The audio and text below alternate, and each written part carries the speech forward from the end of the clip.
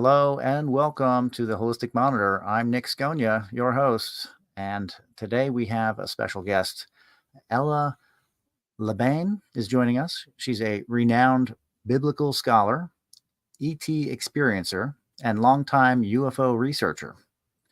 Ella LeBain, a member of both MUFON Colorado and MUFON National, is also the author of a highly popular original 6-book nonfiction series entitled Who's Who in the Cosmic Zoo. So I'd love to bring her in and have this wonderful discussion on all things the universe. Hi, Ella. How we doing? Hi. Thanks for having me. How are you, Nick? Great to have you here. Pretty good. How are you doing? Doing well, thanks. Okay.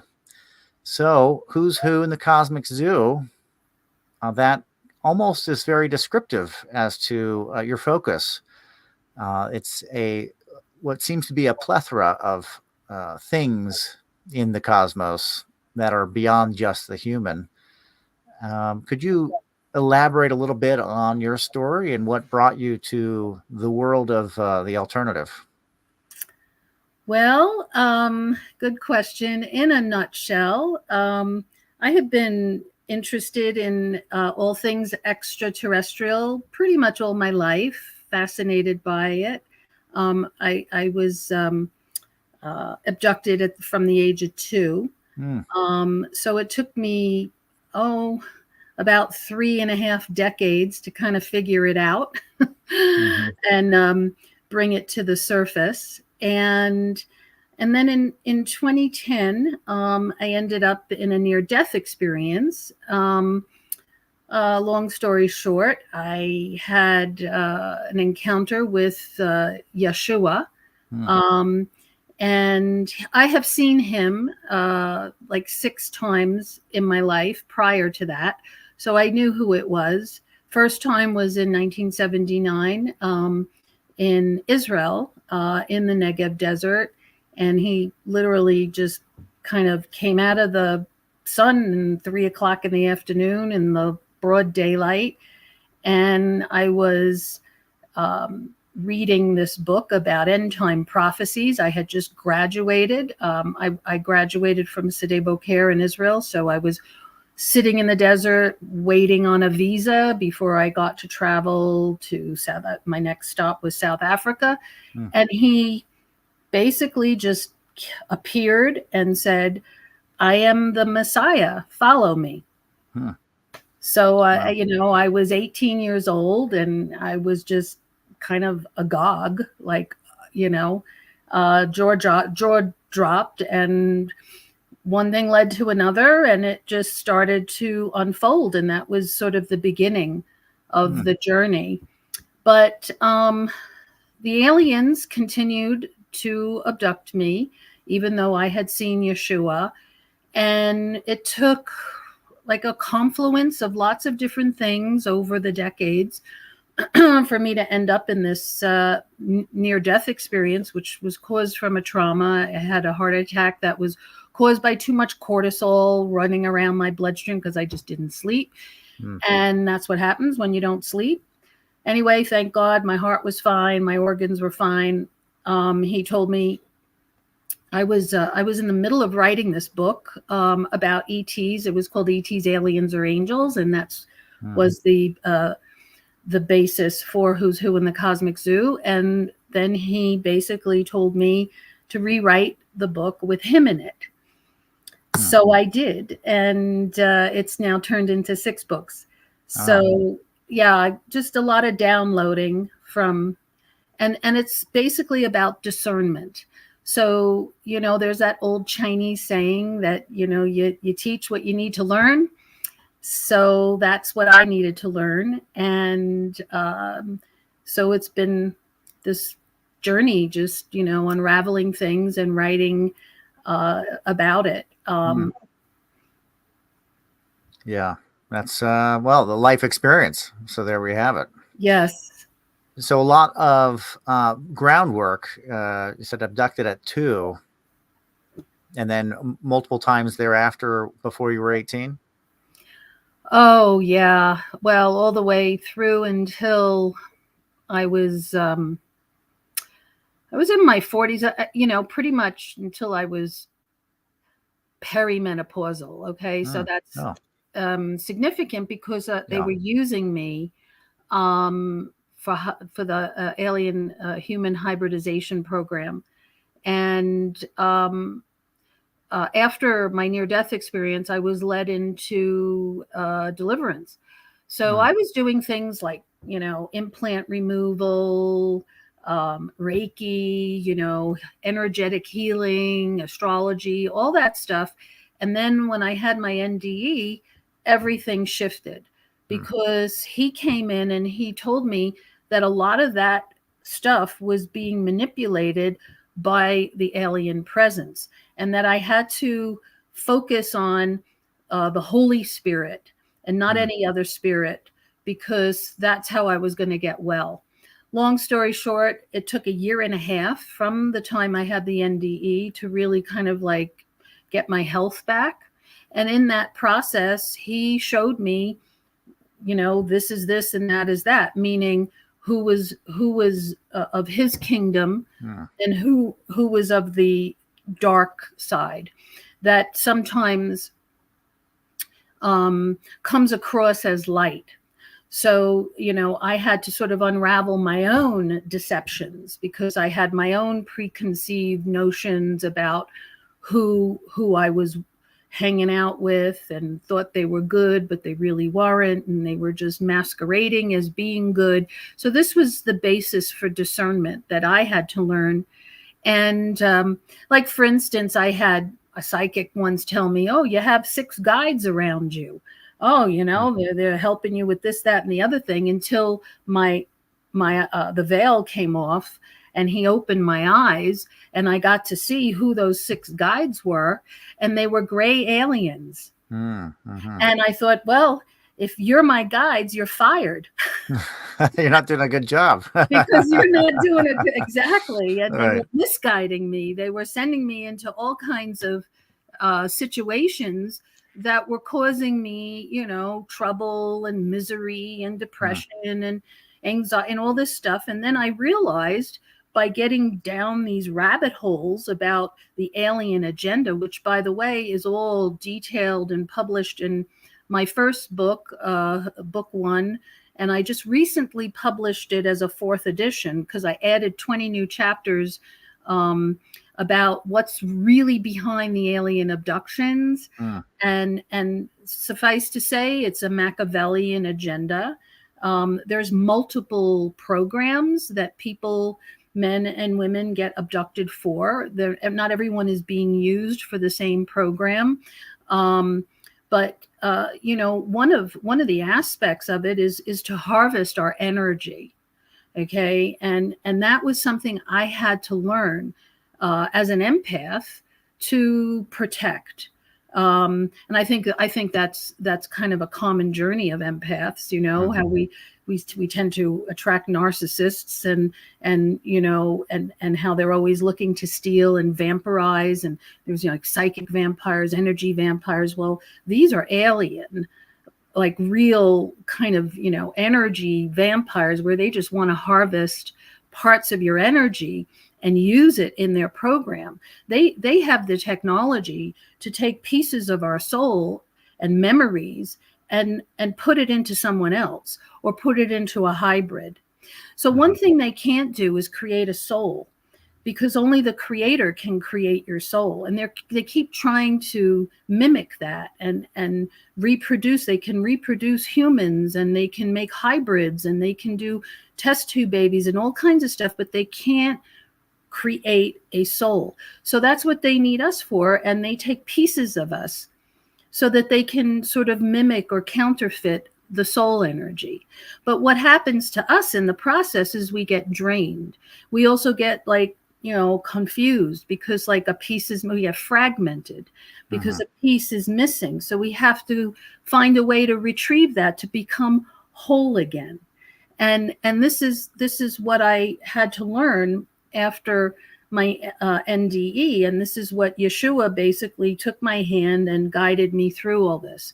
And it was uncomfortable. It was challenging, but I just had to, he said, just keep your eyes on me and focus on me and I'll help you. And he did. And he guided me to deliverance in deliverance ministry, which, it's funny because first of all, I'm Jewish. Okay.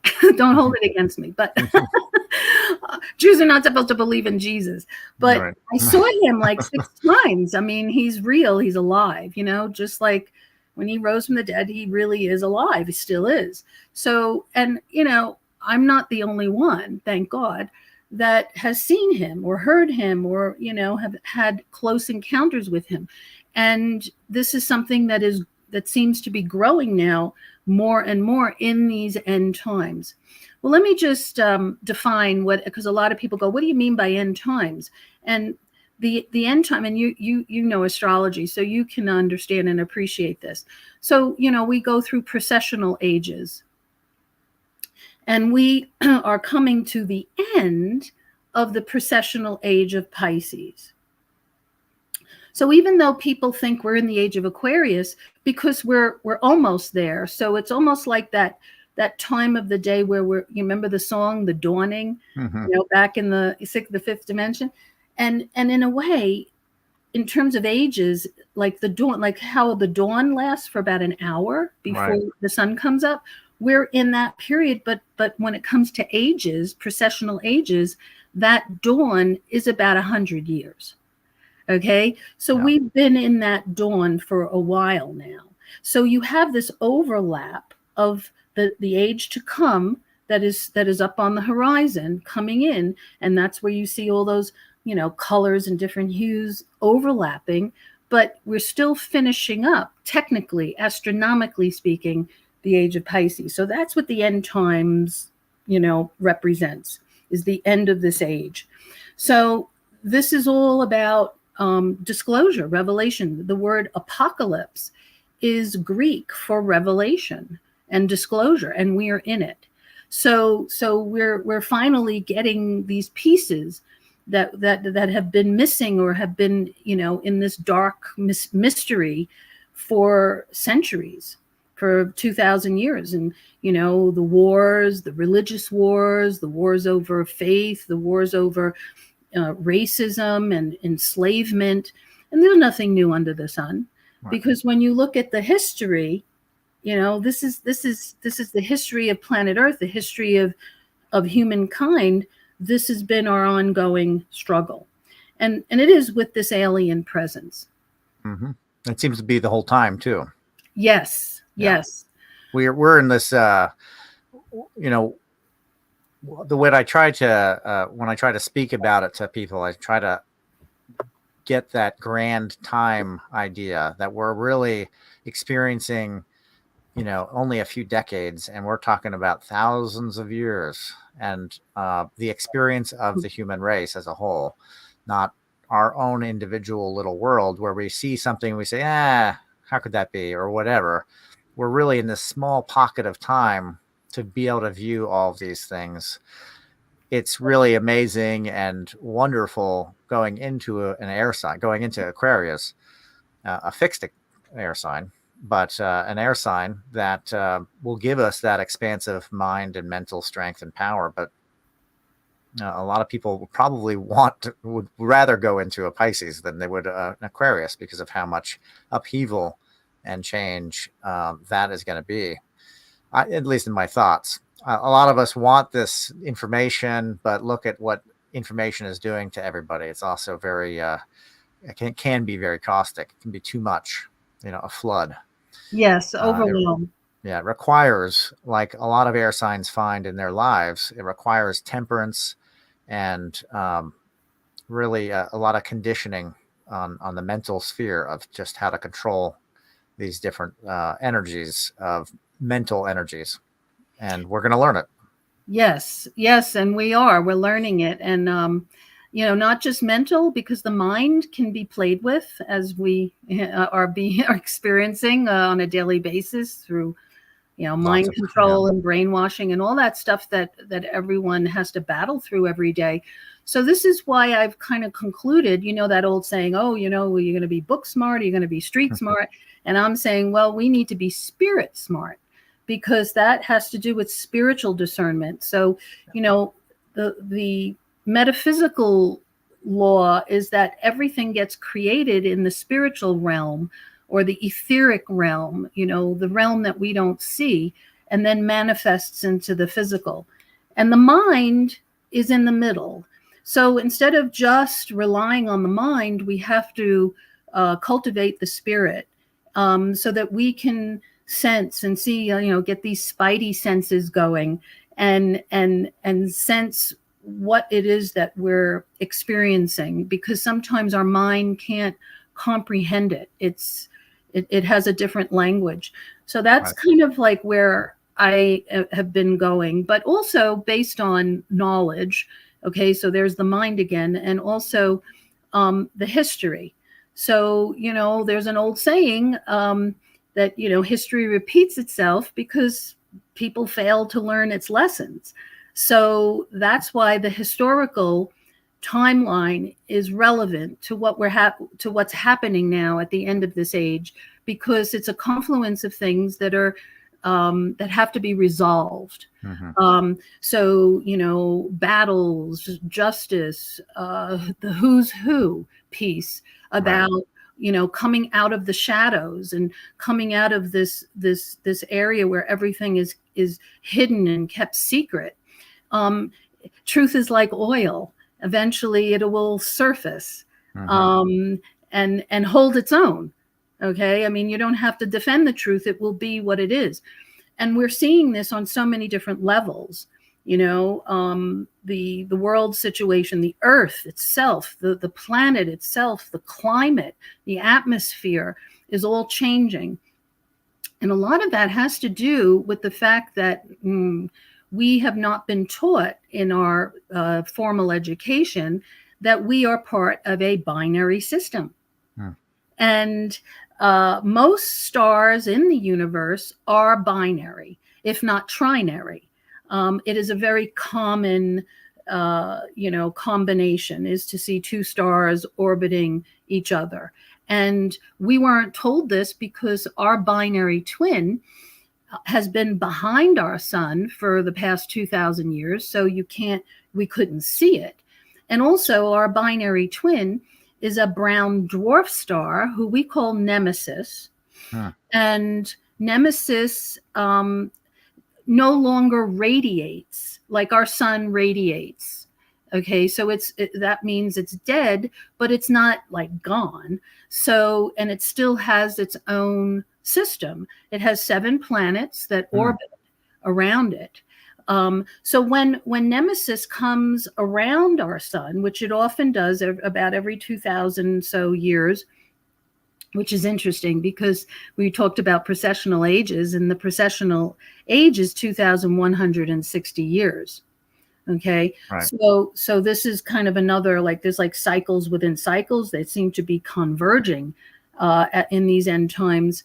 And so every so often it comes around and we get to see it. So when our sun radiates, it shines its light on Nemesis and it looks like a double sun. It looks like we have 2 suns shining. The same thing that, our sun does to Venus or any of the other planets. It shines on it and it makes it look like a bright star. We know that it's not a bright star. We know that it's a planet that is just getting illuminated by our sun. So that's what we're seeing.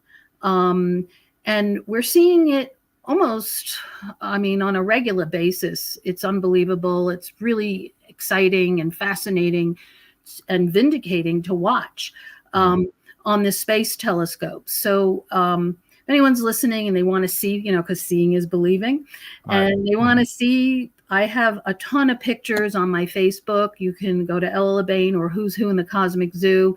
I have albums, and I post a lot of this stuff myself and other researchers. We watch this daily, and all the space telescopes, and there's dozens of them, and they don't just belong to us. They belong to other countries too that are also focused on the sun from all angles, in all spectrums.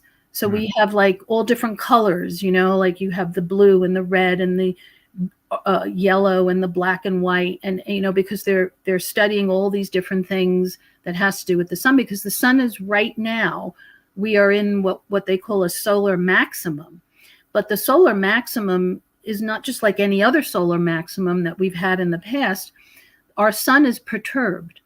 And if perturbed sounds like disturbed, it is.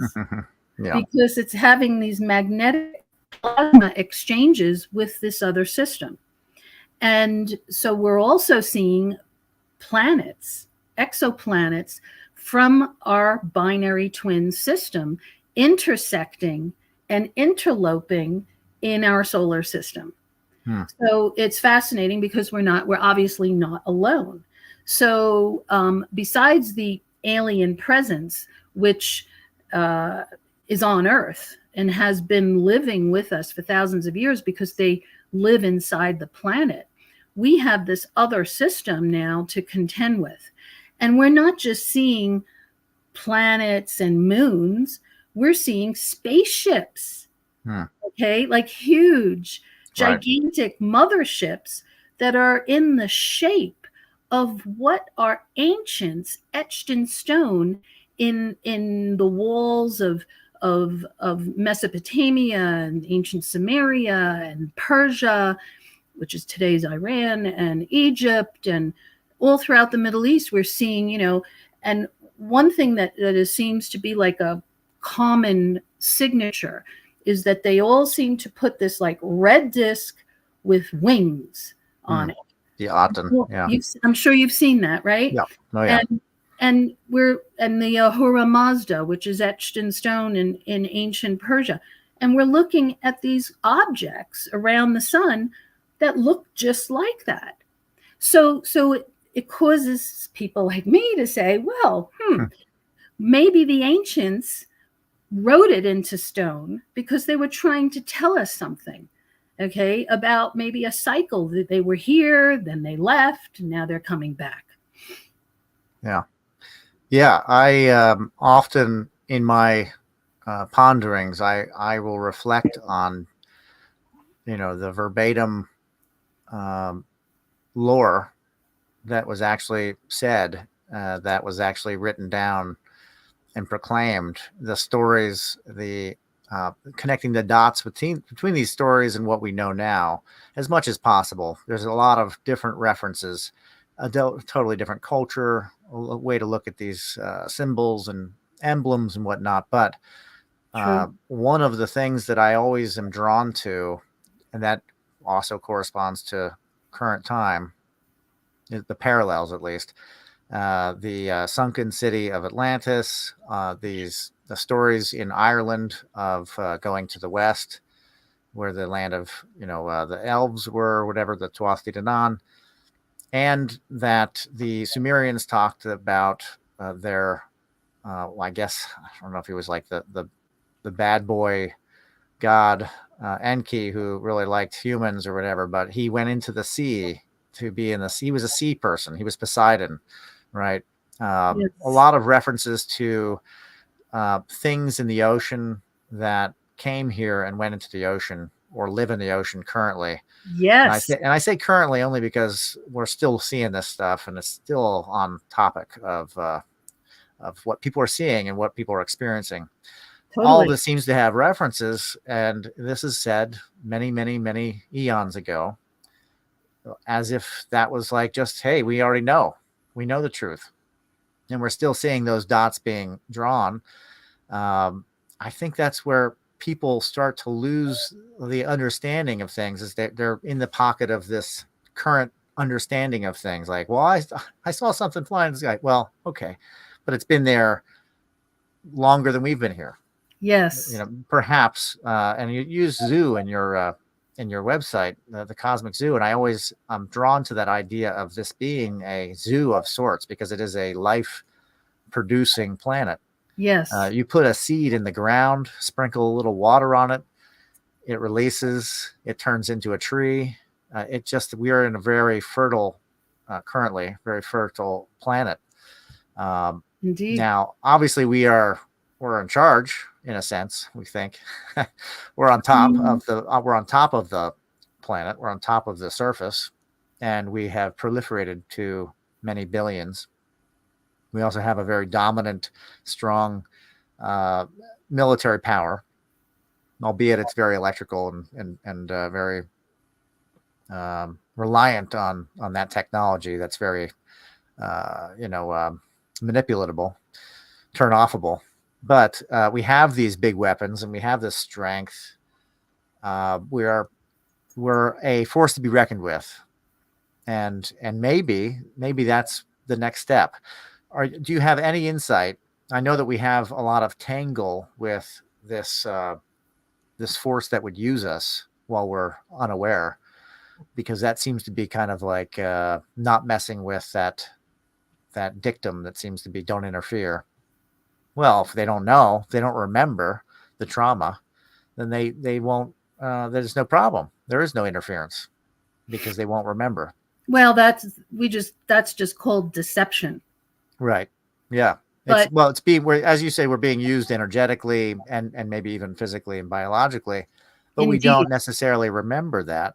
So we're not, whatever they are not breaking the do not interfere rule, if there is one.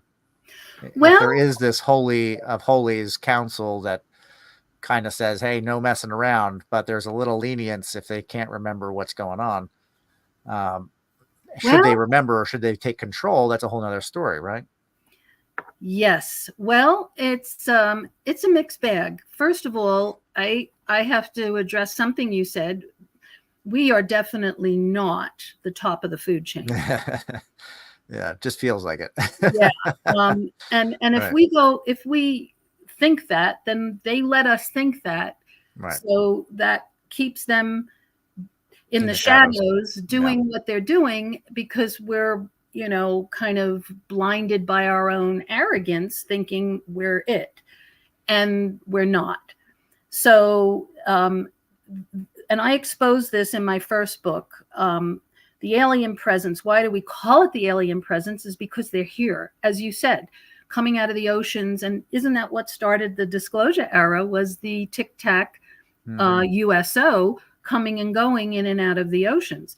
And I'll just insert that that's what got me down these rabbit holes, started me on this whole journey. Was I was living on Indian Rocks Beach in Florida, which is the Gulf of Mexico, in the 90s. And I used to go to the beach every night to watch the sunset. And I was on the beach. It was April of 1995, beautiful, balmy night, not a cloud in the sky. All the stars came out after sunset, and I would hang out on the beach with my neighbors. And, it was just a nice thing to do. And that night I started hearing rumblings at the shore, on the shoreline. And I thought, oh, maybe it's a pod of dolphins, because a lot of times they come and feed close to the shore, because all the fish end up there, when the sun sets and the tides go down, and, there's like a whole thing going on. And it wasn't dolphins. And I thought, well, it can't be a whale. And then I started to see metallics, and I'm thinking, oh my God, that can't be a submarine. What are they doing so close to and what it was a disc-shaped ship. Okay, like a silver disc-shaped ship the size of a football field emerge out of the Gulf of Mexico, about 100 yards from the shore. And I heard it, and I watched it, and it hovered. It eventually just hovered right over the ocean, and all this foam and water was falling off of it. It was almost as if to get itself clear. And then it just shot up into the sky, like in a New York minute, not even a minute, like in seconds. And I watched it go into the sky and become like a star, like it went as small as a star. And then I saw this, like, it looked like a portal opened up, and it just disappeared, and it was gone. Well, another jaw-dropping experience for me. And that night, I learned afterwards, I never even knew about MUFON until that night.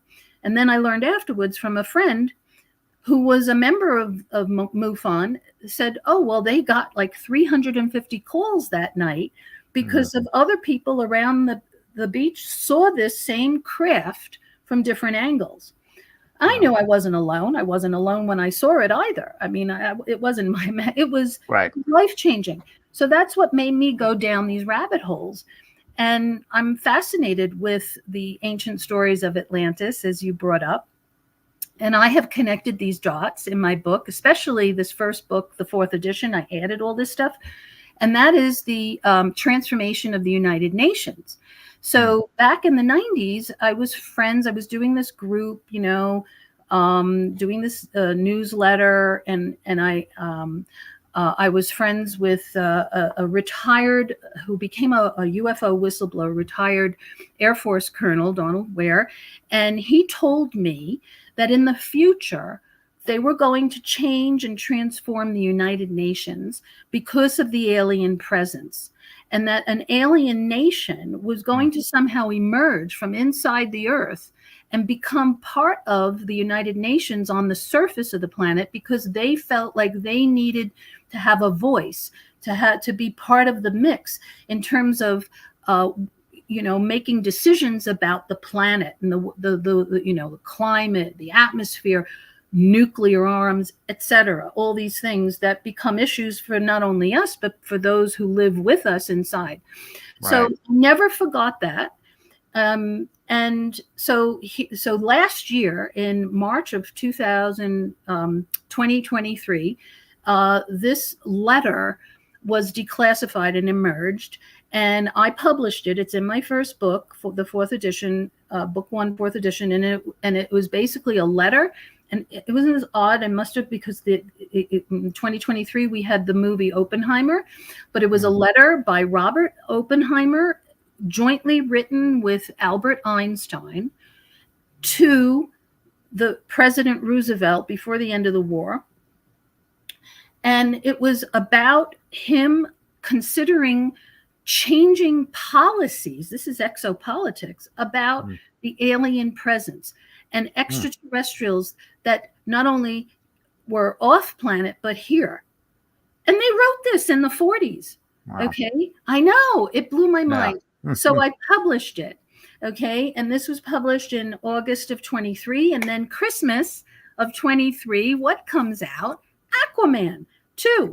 Aquaman, the Lost Kingdom. So here's the stranger than fiction piece. And this blew my mind. I love Aquaman. I watched the first one. And the second, you really need to watch the first one to understand the second one. So I wouldn't recommend anybody just going straight into the second one without watching it, because of the character development and the whole story.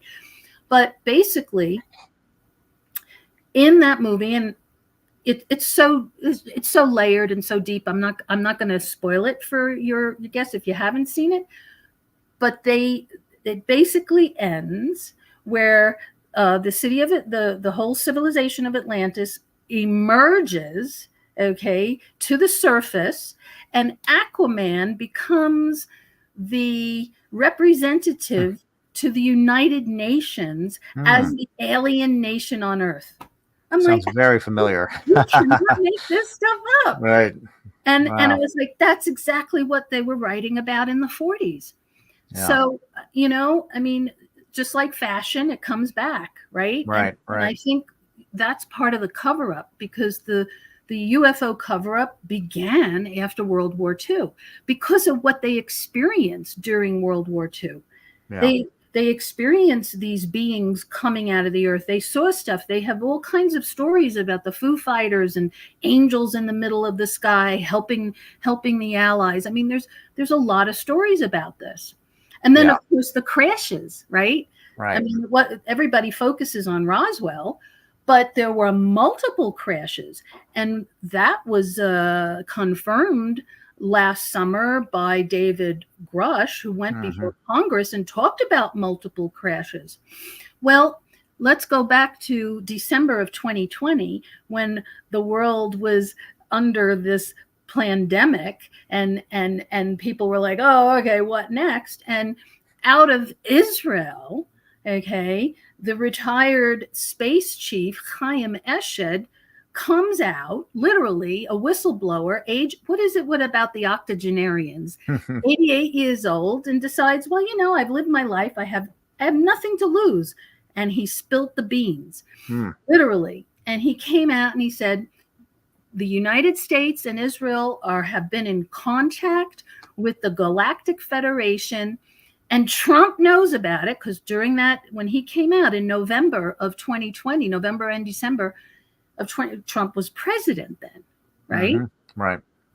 And he said, oh, and Trump knows about it. But the Galactic Federation said that we, meaning us, Earth humans, surface humans, are not ready for disclosure. Yeah. Okay. And when you look at the events that have been happening this past 6 months, you can understand why. Okay. Because if people, and this is my big message in my fourth book, Covenants, which is my humble attempt to lance the boils of racism and anti-Semitism that our civilization, our human civilization has been in bondage to for millennia. So when does that end? And how can we accept ET, who's different than us, if we can't accept each other when we have these differences, whether it's skin color or language or culture or religion or you name it. So this is why I concluded about this Machiavellian alien agenda.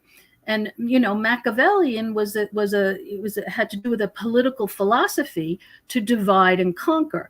Right. And if they can, and that tells us something about our power, okay, and what they, okay, the ones who are at the top of the food chain are afraid of us becoming, and that is unified. So if we ever got that together, right, and we, collective consciousness, and we ever really came into this and started to slough off all these, divisions and the bickering and all the stuff that is the illusion of separation, and we became unified as a human race, we would be a force to be reckoned with to the alien presence.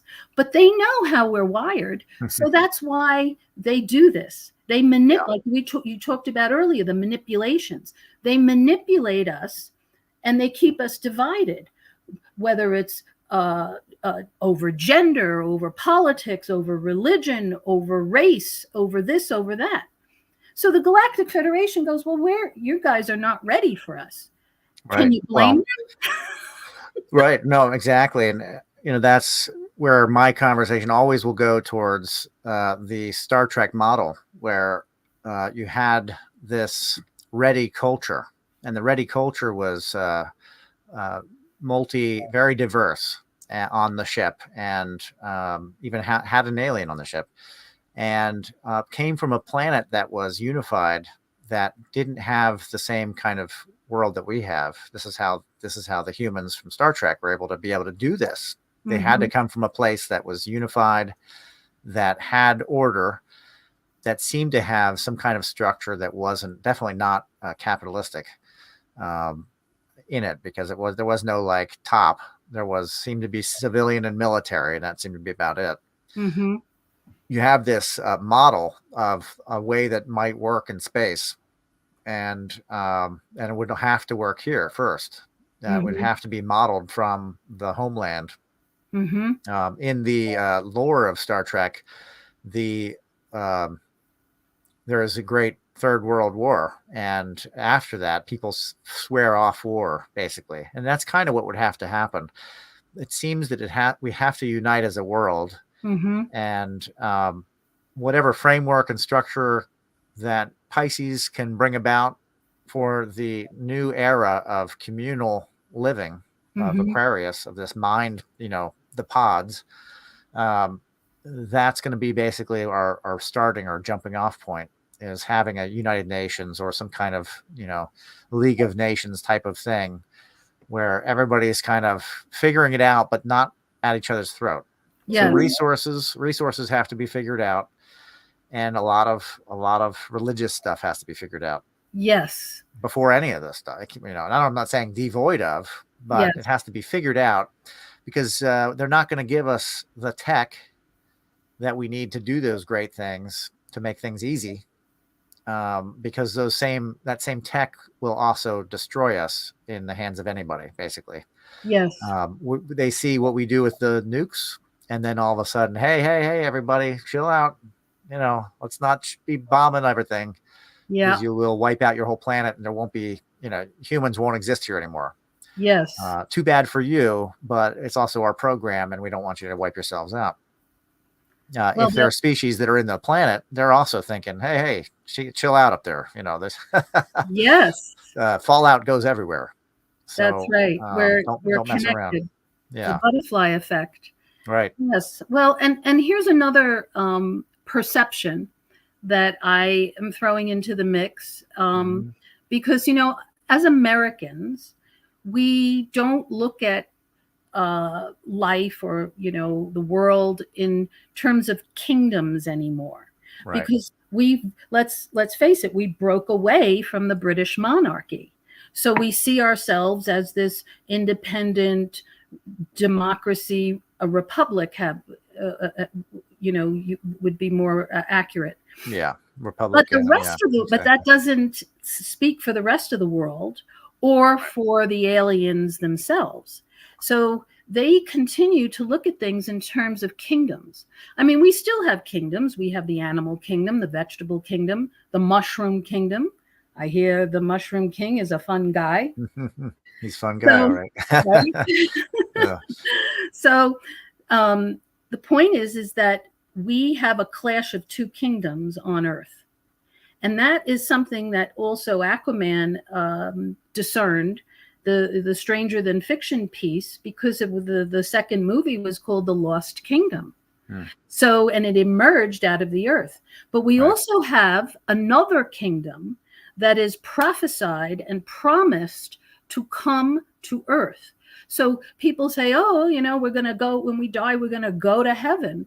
But heaven is coming to earth. Right. So that's what happens at the transition between the end of this age into the new age. So Aquarius is not just all the things you mentioned. It is that, but there's another layer to Aquarius, and that is freedom. Because any, self-professing Aquarian wants to be free of control, right? So like, I was born January 20th, so I can relate to this because I have control issues, and my control issues is that I don't want you controlling me. Okay, I don't want to control you. I just want to be, I like don't, and that's what everyone is fighting right now, the AI, because the AI is trying to control us. Right. But the AI, it's neutral. So again, Stranger Than Fiction, if people follow the Marvel, the Loki series, which is not on, you can find you can stream and binge watch the old ones. They haven't made a new one yet.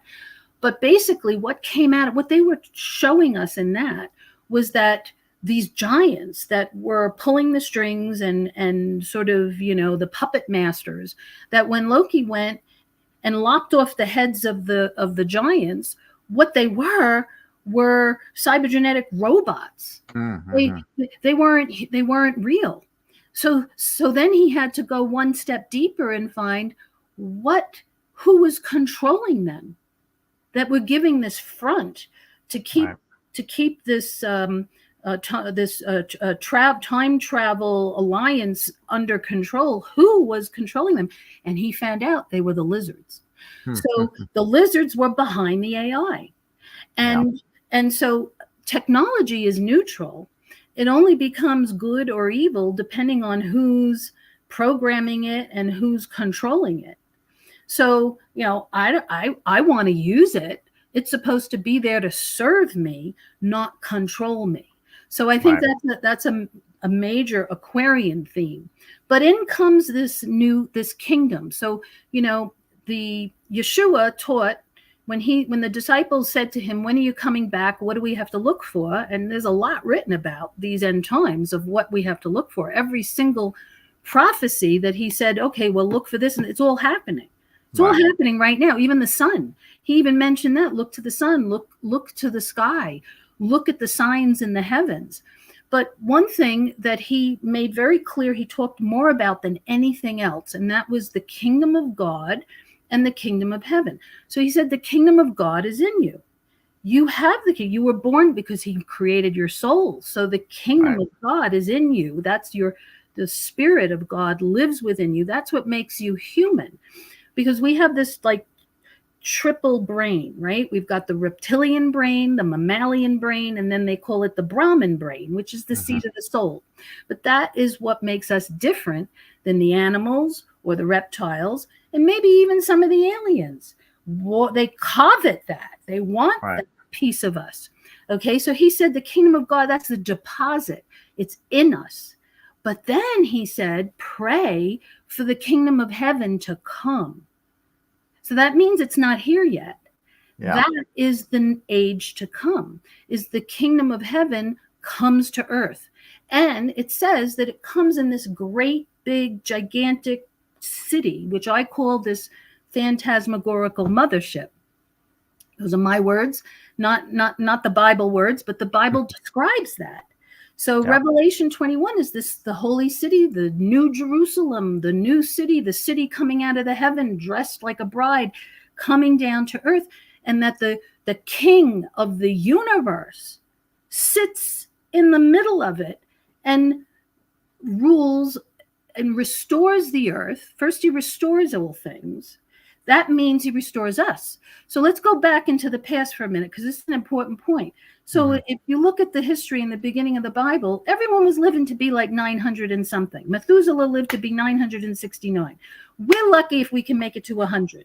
What happened there, right? So after the floods of Noah, we got manipulated.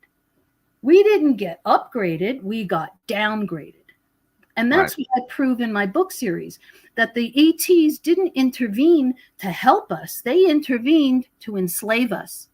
Okay, so we have enslavement issues on this planet right now. And that's where Aquarius comes in, because the age of Aquarius has to do with freedom and liberation from the enslavement and all the stuff that goes with it, the mental stuff, the racism, the wars, etc. So after the floods of Noah, Homo sapiens, whatever you want to call us, so technically, the humans couldn't live to be more than the telomeres, they say, go up to 120. But most people don't live beyond their 80s. Let's face it, okay? So what happened to the 900,000 year human? The ETs are, when we meet these ETs and they go, well, how old are you? And they go, well, we're 1,000 and change. And they look like they're not a day over 39. Right. Okay? So what's that about? That's the genetic manipulation that we have that we succumb to, that happened to us. And that is part of the bondage and the enslavement that comes out of the Piscean age. And that when we emerge out of this into the Aquarian age, we get restored, because the promises of God is the restoration of all things. It says that all of creation is moaning and groaning for the redemption of the Lord. Not just us, the animals, the earth itself. Because let's go back to the very beginning. It said everything was cursed right after Atlantis. So there's 2 floods. A lot of people don't realize this. There's 2 floods that are documented in the Bible. In fact, Genesis 1:1 starts off after the first flood. And the Spirit hovered over the waters of the earth, and everything was water. Well, that's after. We call that Lucifer's flood in the Dake's Bible, because that fits this description of Plato. That was the flood that happened when the civilizations of Atlantis and Lemuria sank. And then we go a little further down the line, then they started to recreate the earth, right? You have that whole story about the Evedemic race, Adam and Eve. They basically put the humans back on the planet. But then the king of Atlantis didn't die. He lost his kingdom. He didn't die. Okay, and he came out of the earth, and he did not want God putting those humans on the earth and giving the earth to the humans, because essentially that's what he did. He said, now you're in control. And he gave them the power to rule over all the animals. He said, you're in charge of that. The Lord said, I'm in charge of the stars. Okay. And he gave him the power, and the old king of Atlantis, and he has many names. Suffice to say, we can call him Lucifer Satan. He was a talking, bipedal, luminous, attractive, intelligent lizard man, reptile, dragon. with yeah, and with like those luminous colors. Otherwise, the woman wouldn't have had anything to do with him, right? If he was Right. repugnant and ugly, he was attractive.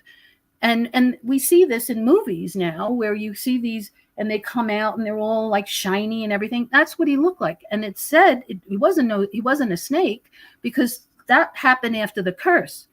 So he wanted to kind of like gain control back. And he created all these dramas between Adam and Eve, which are unfortunately not documented in today's Bible. This is all part of replacement theology of the rejected Jewish texts that the Church of Rome suppressed. But you can still get a hold of these manuscripts, and I highly recommend people to go read the first and second books of Adam and Eve. If only those books were in today's Bible, we wouldn't have a lot of these issues, because people would have this understanding. And it is the relationship between the reptilian being, the angels, God himself, and men and women. Okay. And the dramas that went on, and how many times the Lord sent his angels to save Adam and Eve, multiple times. But the story that everybody heard is, oh, it's over some apple and over the woman. Let's blame the woman. Let's blame this. And that was just as a scapegoat. But that's not the true story, because the peace that we haven't been given is the peace that we need in order to be whole in the end times, and to get our power back and to be restored and to understand who we're dealing with, because that being hasn't been destroyed. And he's still around. He's just gone under, and he's changed. So what happened? The Lord cursed the earth, cursed the bipedal talking lizard man, cursed the woman, cursed the man, cursed everybody.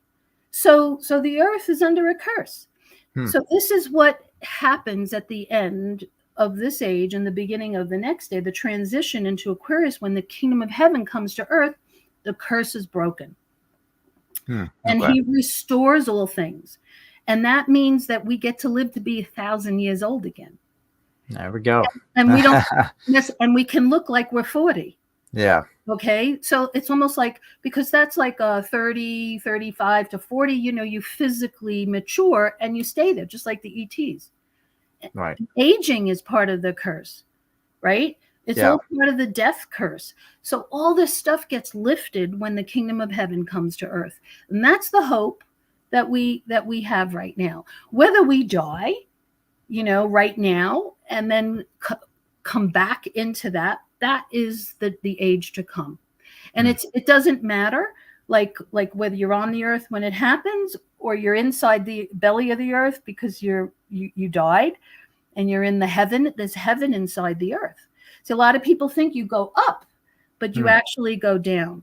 And the earth is divided into 11 different dimensions. So several of those dimensions are just for the place of the dead, and the Bible talks about 6 different levels of them. So there's like the hell dimension, and then there's the heaven. There's like Abraham's bosom is another description of heaven inside the earth. Paradise, Jesus spoke about inside the earth. Okay, so we know that based on the prophecies, that when the Lord returns, he collects his redeemed from inside the earth. They're the first to go.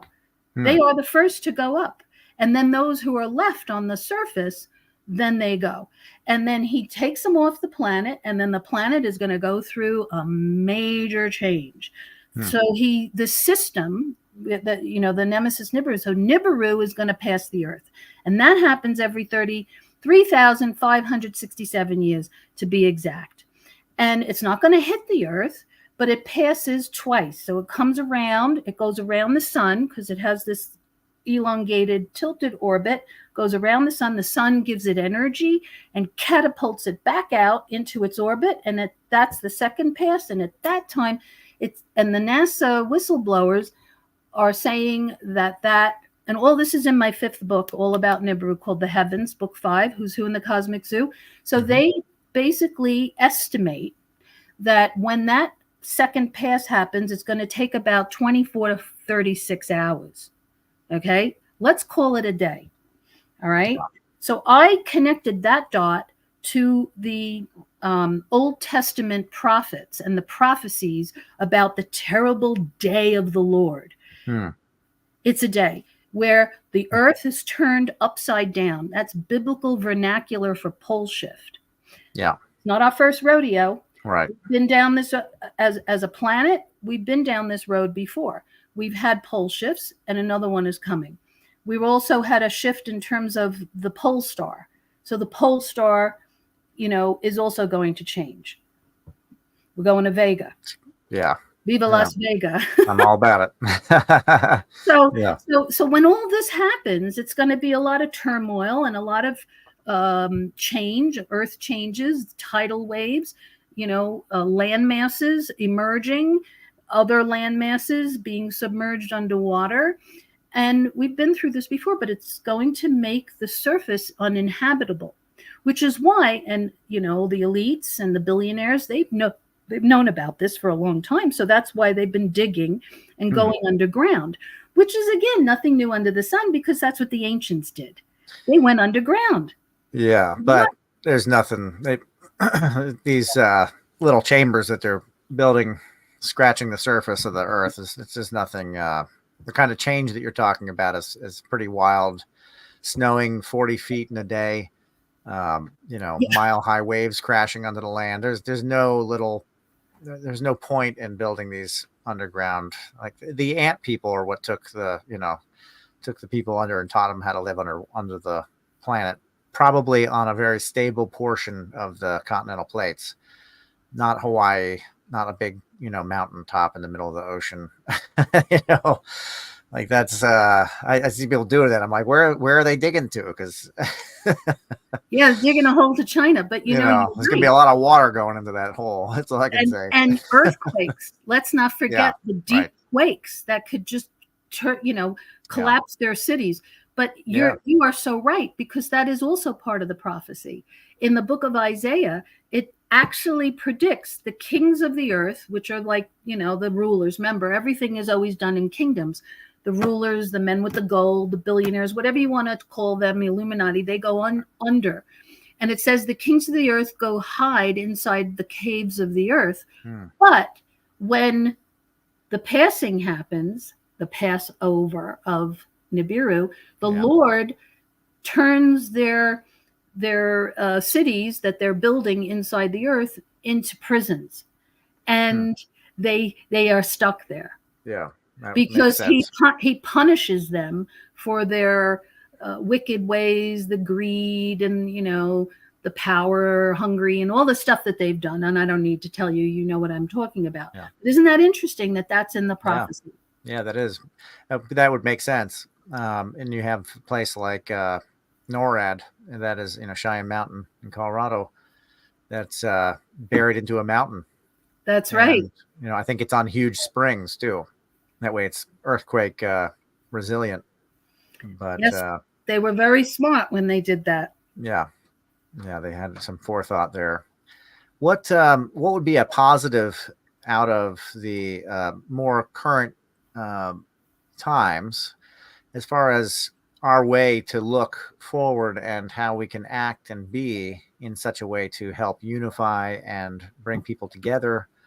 What would be a good message for that? How can we find a way to act in accordance in such a way that we're doing right by the powers that be above us or in heaven?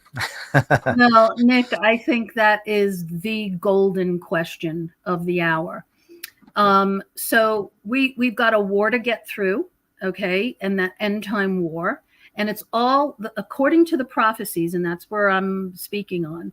According to the prophecies, this is all about learning a collective lesson about who the king of the universe is, because everyone's been arguing about that. That's all the religious divisions. So my short answer to your very good question is to get right with the Creator. Yeah. Right relationship, not religion, relationship, because religion doesn't necessarily always teach relationship. You have to extract it out of it. Okay, and this is another piece of discernment that I offer in my book series, and it's in every single book as an ongoing conversation, discussion, and discernment. And that is the difference between the Holy Spirit, or the Great Spirit, as the Native Americans call it, and a religious spirit, which is not of God. Yeah. So the religious spirit comes from the dark side. That's the Machiavellian stuff. That's why they want people, stuck in bondage to different religions and religious traditions and cultures and this, that, and if you don't do it this way, you're out of here, right? They excommunicate you if you don't wear something a certain way, or if you do something right. And that's religious spirit stuff. Or the religious spirit is also kind of, it's arrogant, it's prideful, it's all about, oh, I did this right, so therefore I've now earned my way. But you see, the message is of grace. Grace is not something that is earned. Grace is something that is given. It's a free gift. And that's what Yeshua has offered is grace.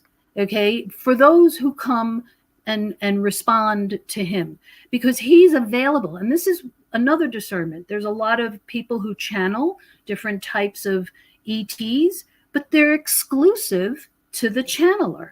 So if you wanted to talk to, and I'm not going to mention names I don't want to create, division or whatever, but if you want to talk to a particular person that some channeler is, it's exclusive to them. Yeah, right. But here's where the level, the playing field is leveled out. And that is with the Creator God and the King of the universe and Yeshua. He's available to everyone. He doesn't care who you are, where you came from, which end is up, what do you think of yourself, what do you identify with. All that stuff is superfluous. It doesn't matter. It's all about your soul. So if your soul is right, in right relationship with the Creator of your soul, because that's the person you're going to see when you die, okay, then you're good. You're good with the world, and then you can move on from there. And my vision is that if everyone gets right with the Creator, then we all have a common denominator that keeps us all sort of plugged in to the same source, and that can help with our unification process. Yeah, that reminds me of Prophecy Rock, the Hopi Prophecy Rock, who say that there are clear divisions where mankind is standing above the path with the Creator, whereas we were once walking with the Creator. We have created these distinct changes that rose us up above the Creator's path. And at a certain point, we would have a choice to make: the rocky road, or the trial by fire, I believe it was what it was called, or to go back down towards the path of the Creator and become once again in the way of the Creator, or walking with the Creator. I resonate with that.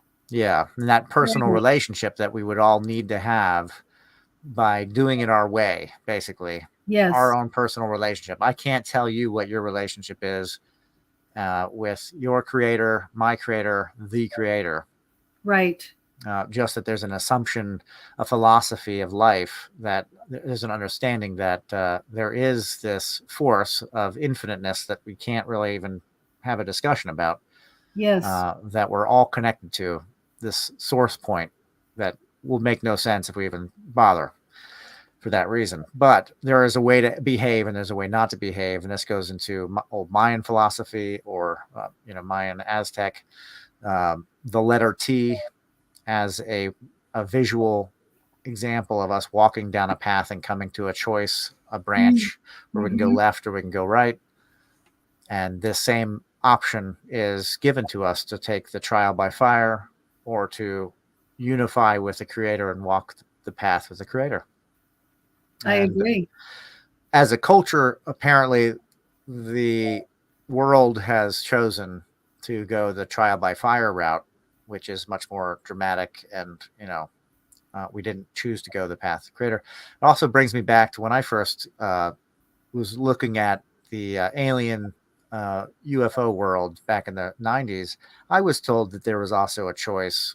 This is before I had any of this other stuff to work with, but that there was a choice that people had to make, which was to, as a world, as a culture, again, a world culture, a choice to go the technological route or go the spiritual route.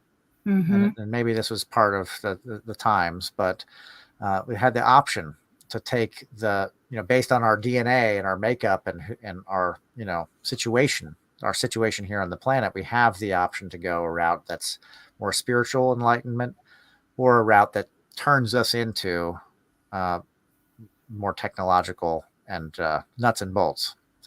That's Yeah, how I understood it. like the Borg Like the Greys. and the Greys and the Borg. Yeah, They're right. full Or the Borg. cybergenetic beings. Yes, Yeah. I agree. And we definitely seem to be going the route of the Borg. And, Unfortunately. What I hear when I hear about AI not having a soul and it never will, and I agree, AI may crave that at some point in time and want to know it in such a way that it wants to join with the human so that it can act within the soul of the person. It's the only way that an AI system, a computer, could actually enjoy it, would be to or to know what it is to become one with it in some way. And that sounds like the Borg to me. Yes, I Yeah. agree. And that's why the technology of our soul, which I call that, just to kind of like balance out the actual nuts and bolts, that the technology of our soul, it is rooted in this relationship with Yeshua, the Creator, the Messiah, the Savior, the Holy Spirit, all of these things, if you want to call it the Great Spirit, that helps you to stay free, because that's his promise, is that if you root into me, if you believe on me, if you put your faith in me, then I will deliver you, because his very name means deliverance and salvation and freedom and liberation from these other things.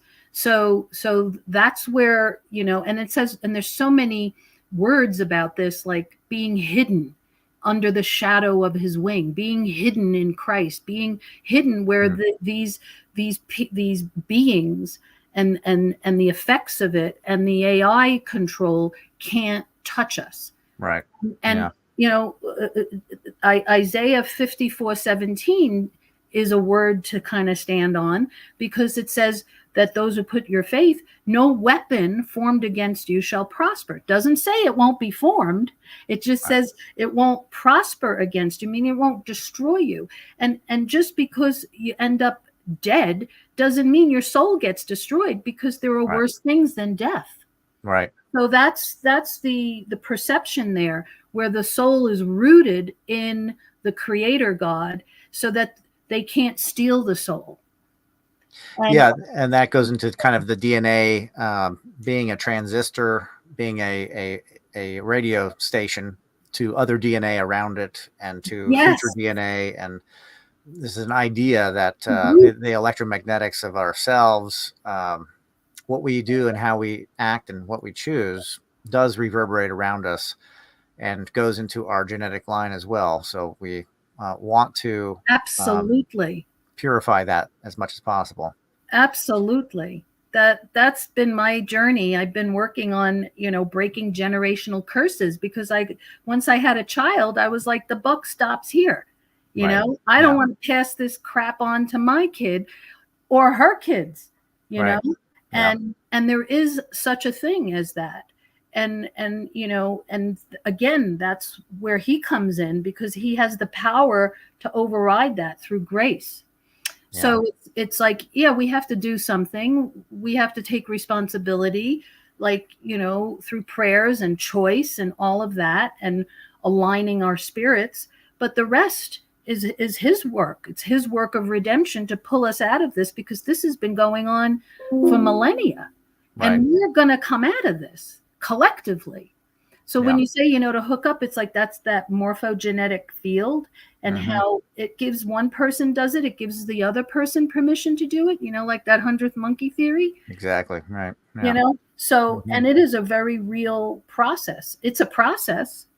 doesn't happen overnight, but it's certainly worthy of our energy investment at this time in our soul, because I think that when we get to the age to come, we reap what we sow now.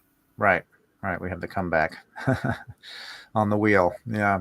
Well, Ella LeBain, that was a great conversation. Thank you. I hope we can schedule again and do another conversation in a different route. We'll probably end up somewhere around the same place, but sure, I would love to. Yeah, it was great connecting with you, Nick. Most definitely. And they can get your book on your website, Who's Who in the Cosmic Zoo. Yes.com. And also Amazon. I'm in all the Amazon channels, Kindle, paperback, and then on my website you can get the PDF if somebody wants to put it through a translator or audio. Those programs, the PDF works. So perfect. Awesome. Well, thank you so much for being here, and I look forward to our next discussion. My pleasure. Thank you. Thank you. God bless. Take care. You too.